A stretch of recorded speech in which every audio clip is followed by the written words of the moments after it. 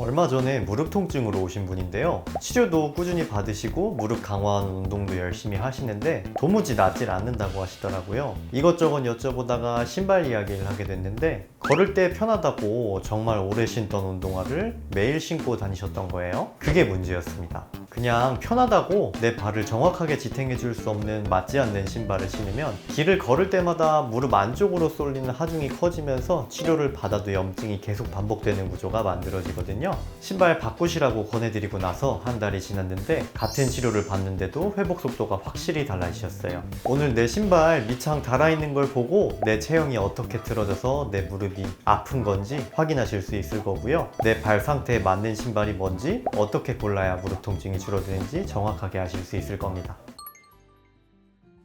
안녕하세요. 매일백세한의원 원장 신승정입니다. 서울 중랑구에서 세 분 원장님과 함께 정확하게 진단하고 끝까지 치료하고 있습니다. 무릎 관절염이 자꾸 반복돼서 고민이신 분들 계시죠? 무릎 관절염을 근본적으로 끊어내고 보강하는 치료에 대해서 궁금하신 분들은 아래 고정 댓글에 해당 내용 정리해 두었으니 참고해보시면 도움 많이 되실 겁니다. 진료실에서 무릎 통증 환자분들을 보다 보면 발을 보기 전에 신발 먼저 보게 되는 경우가 많은데요. 신발 밑창 다른 패턴, 신발 뒤꿈치 부분 형태, 신발의 전체적인 상황, 여기서 이미 그분의 무릎이 어디서 어떻게 무너지고 있는지가 보이거든요. 수많은 연구 결과에서도 무릎 통증의 대부분은 신발 선택이 영향을 끼친다는 이야기가 공공연하게 나옵니다. 왜 그런지 과학적인 내용 먼저 이해하시면 신발 고를 때 더 잘 고르실 수 있는데요. 과학적인 내용 아주 쉽게 말씀드려 볼게요. 걸을 때 발이 땅을 디디면 땅도 우리 몸을 같은 크기로 밀어 올리는데요. 이 힘의 방향이 무릎 관절 정중앙을 지나지 않고 살짝 안쪽 방향으로 지나가게 되거든요. 이때 무릎 안쪽에는 비틀어 꺾으려는 회전력이 생기는데 발을 디딜 때마다 무릎 안쪽 연골이 짓눌리게 됩니다.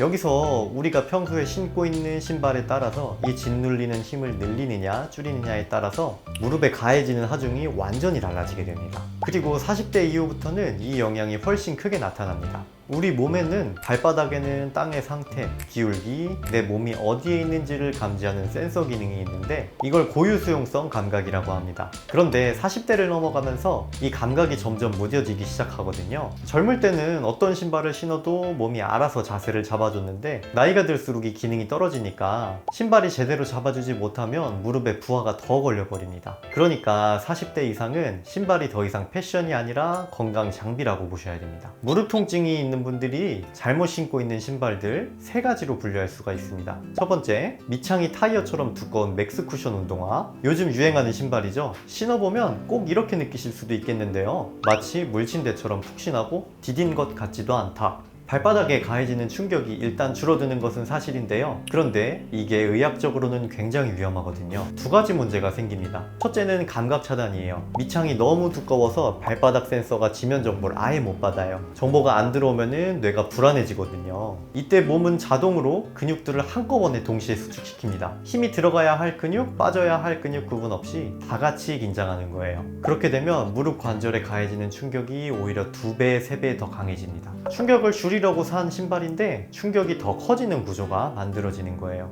두 번째는 불안정성이에요. 밑창이 너무 말랑말랑하고 두꺼우면은 발목이 계속 땅 위에서 흔들리게 됩니다. 흔들릴 때마다 무릎 연골이 조금씩 마모되는 속도가 빨라지거든요. 실제로 아주 푹신푹신한 물침대 위를 걷는다고 생각해보세요. 우리 몸이 얼마나 불안해할지 한번 생각해보시면 됩니다. 두 번째, 뒤꿈치를 단단하게 받쳐주지 않는 신발. 가볍고 편하게 신고 벗고 할 수 있어서 슬리브온 단화 같은 신발 애용하시는 분들 천으로 된 뒤꿈치 부분 그냥 눌러서 슬리퍼처럼 신기도 하고요. 신발 뒷부분 뒤꿈치 잡아주는 부분을 한번 이렇게 만져보시면 됩니다. 그냥 천이에요. 흐물흐물하죠? 여기에 중요한 구조물이 있어야 하거든요. 힐 카운터라고 하는데요. 뒤꿈치 뼈를 단단하게 잡아주는 뼈대예요. 이게 없으면 발이 땅에 닿는 순간 발목이 매우 불안정해집니다. 발목이 무너지면 정강이 뼈가 같이 돌아가거든요. 정강이 뼈가 돌아가면 무릎 정렬이 틀어지고 그 뒤 고관절까지 영향을 줍니다. 별로 무리한 것도 없는데 무릎 안쪽이 시큰거리기 시작했다고 하시는 분들, 여름에 쪼리를 신고 다녔거나 크록스를 오래 신고 다니셨던 경우가 꽤 많거든요. 신발 하나 바꿨을 뿐인데 무릎이 아파지는 이유가 여기 있는 거예요.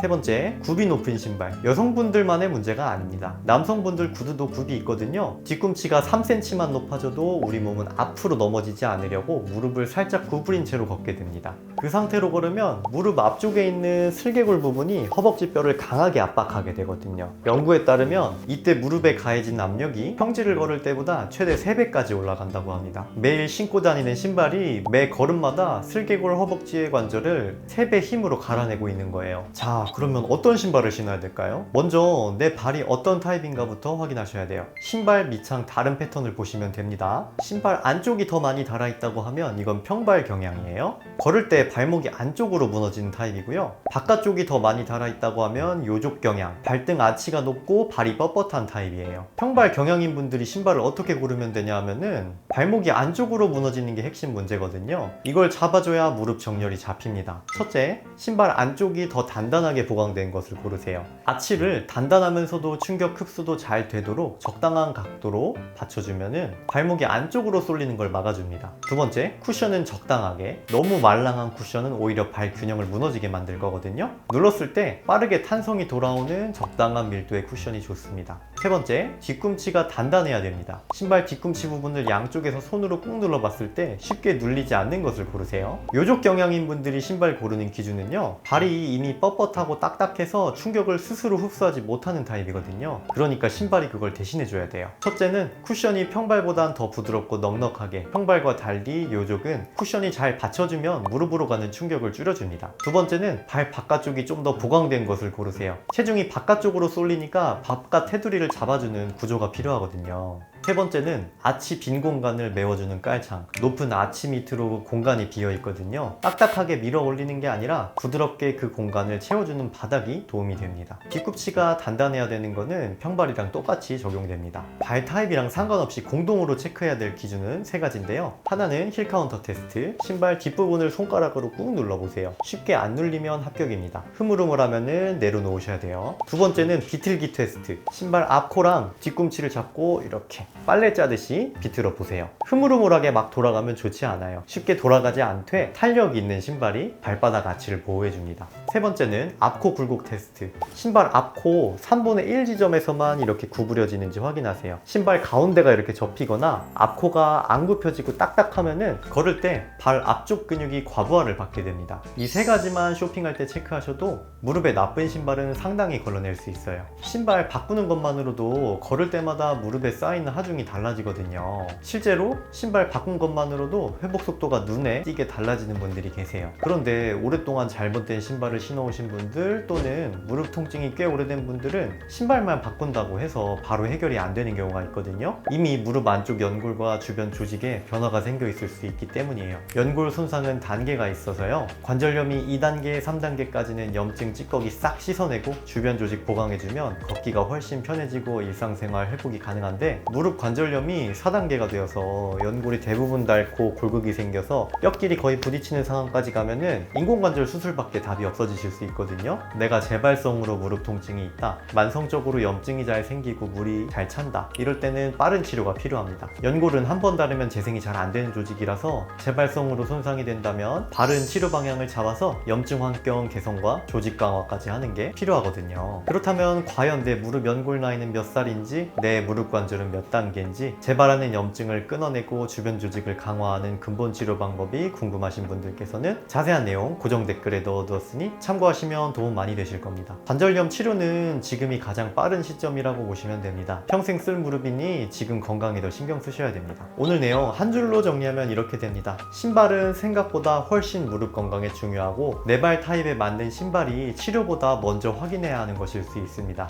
뒤꿈치 부분 단단한지, 비틀어도 잘 안 돌아가는지, 앞코 3분의 1에서만 구부러지는지, 이 세 가지의 본인 신발 밑창이 어디가 많이 닳았는지 같이 체크해서 본인 발에 잘 맞는 신발부터 한번 점검해 보세요. 수술 없이 회복하신 분들이 정말 많으세요. 원인을 찾으면 치료는 반드시 가능합니다. 다음 영상도 여러분 회복에 꼭 필요한 내용으로 찾아오겠습니다. 감사합니다.